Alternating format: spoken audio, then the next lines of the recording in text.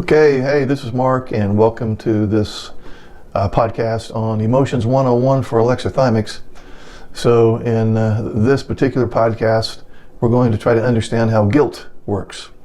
And there's healthy guilt, and then there's toxic guilt. So we're going to try to understand guilt as an emotion. Guilt is a complex emotional experience that involves feelings of responsibility, remorse, and self-blame for actions that are perceived as morally or ethically wrong. Now, we could say that it is a universal emotion experienced across cultures and ages, and it plays a significant role in human behavior and interpersonal relationships, of course. So in this podcast, we're going to take a deep dive into the nature of guilt, its psychological underpinnings, its functions, and perhaps the implications for mental health and social dynamics. So let's define guilt. At its core, guilt comes about when a person believes that they have violated a personal moral standard, a societal norm, or an expectation imposed by others. And this violation, if we want to call it that, could be related to actions or inactions, as the case may be, that affect others negatively, betrays trust, or fails to meet someone else's expectations. So, unlike shame, which is more about the self and often leads to feelings of worthlessness, guilt is directly tied to specific behaviors and the impact of those behaviors on others. Guilt triggers a range of emotional responses, including anxiety, sadness, and anger. Now, psychologically, it can be understood through various theories, and we'll look at three different ones. We have the cognitive behavioral perspective. Now, from this viewpoint, guilt is seen as a cognitive appraisal process when individuals evaluate their behavior against their moral values. Any discrepancy can lead to feelings of guilt. And this is often tied to the cognition that one's actions may have harmed someone else. Let's look at the psychoanalytic perspective. There was this guy back in the day that you've heard of, Sigmund Freud, and he viewed guilt, particularly in the context of the Oedipus complex, which is one of his terms that he uses. He viewed guilt as a fundamental part of moral development. He believed that the internalization of societal norms contributes to feelings of guilt when one fails to adhere to those norms. We can also look at the evolutionary perspective. Some researchers say that guilt may have evolved as a social bonding mechanism. So by feeling guilty for wrongdoing, people are more likely to engage in reparative actions. In other words, they're more likely to do things to make amends and help other people with their hurt feelings, and therefore this maintains social cohesion and strengthens relationships. Now, let's look at the functions of guilt. There are several important functions. One is moral awareness. Guilt can enhance moral reasoning and self-awareness. It prompts people to reflect on their actions and their implications for others, which can foster ethical behavior and personal growth. So we can say that one of the healthy functions of guilt is moral awareness. Another one would be social bonding. We just spoke about that a minute ago. Experiencing guilt can lead to reparative actions such as apologizing or making amends, which can restore trust. And in the neurodiverse marriage, where trust is often broken, social bonding is a big deal. Another function of guilt in a positive way would be behavioral regulation. Guilt can serve as a deterrent against harmful behavior. The anticipation of guilt may inhibit people from engaging in actions they would later regret. Now, let's look at the impact of guilt on mental health. While guilt can serve constructive purposes, we've talked about that, it can also have detrimental effects on mental health. And we're going to look at two. First one, chronic guilt.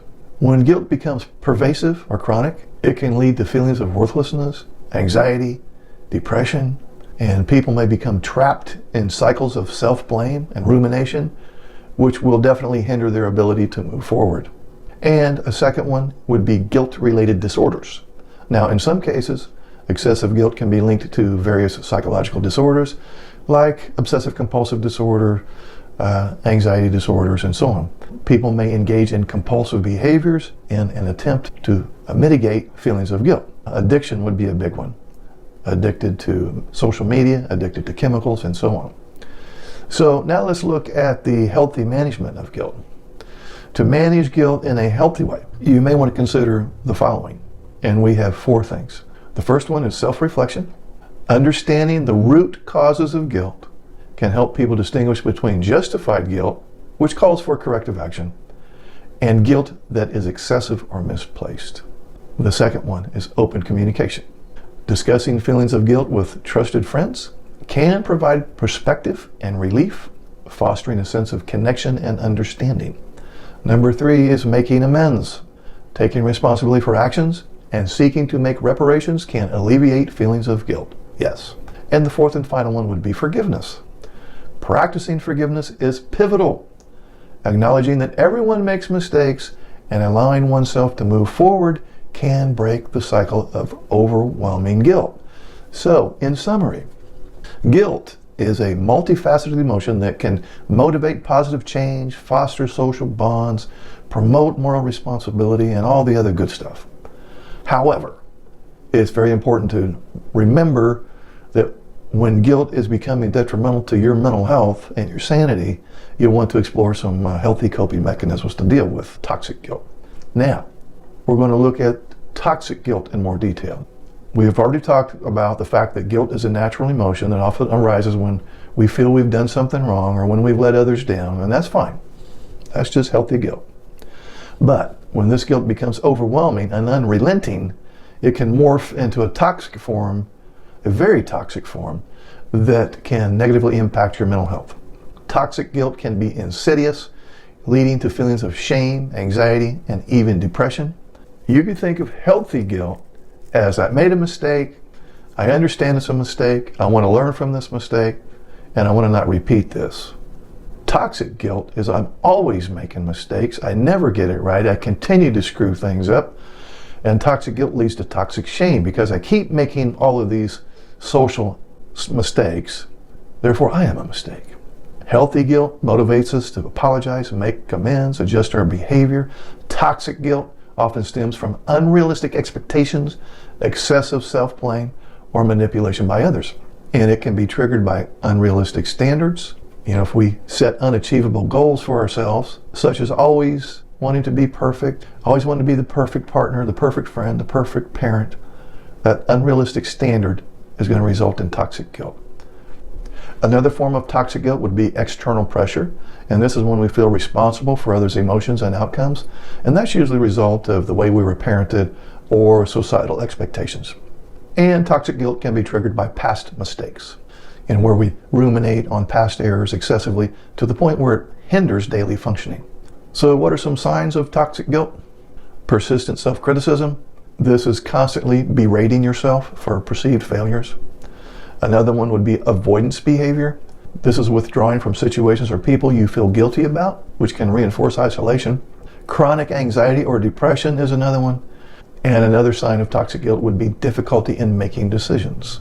This is where we feel paralyzed by guilt when making choices, and we fear that we've upset someone else. So what can we do to overcome toxic guilt? We have 4 ideas here. 1, acknowledge your feelings. Recognizing and validating your feelings of guilt is the first step. And you can journal these feelings or discuss these feelings with a trusted friend. Another method would be to challenge negative thoughts. Question the validity of what you feel guilty about. Are your standards realistic? Often they may be heavily influenced by external pressures. Another strategy would be to practice self-compassion. Treat yourself with the same kindness you would offer to a friend. Understand that everyone makes mistakes and that imperfection is part of being human. And lastly, you want to set boundaries. Learn to say no. Learn to prioritize your own needs. And this will reduce feelings of guilt that stem from overcommitting or people-pleasing. So in summary, toxic guilt can be a challenging emotional burden that will weigh you down and possibly make you sick. It's not about eliminating guilt entirely. Rather, it's managing it in a way that doesn't hinder your happiness. So, embracing self-compassion, setting boundaries, seeking support from good friends, all of this good stuff can and will pave the way for a more fulfilling life free from the shackles of toxic guilt.